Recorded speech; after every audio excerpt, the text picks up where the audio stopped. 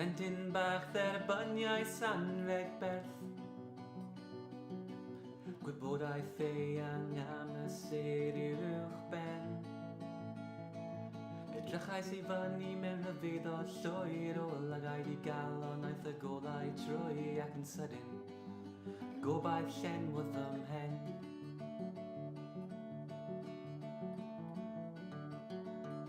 Byll ac yn flir oedd y dodau bach gwyn, yn gydd tu ôl goleuni disglau y dref. Trwy cysgod o olau gwelais ddelwedd o rhai oedd yn ddigon disglair I gyfanhau y cytsir fel darlun yn y nef. A sefais yn syllu ar y harddwch o'n blaen,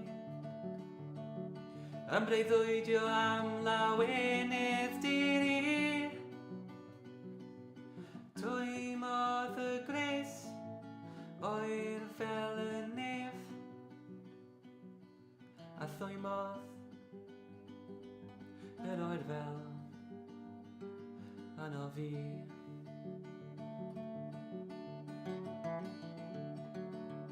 Dros y flynyddoedd nes I dyfu'n hen,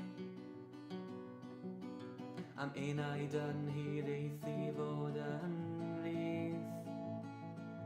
Ac oedd y pellter o'n blaen I yn bell am ffrindiau'n disgwyl I mi wybod yn well es I mlaen tuag at fy sieled wali.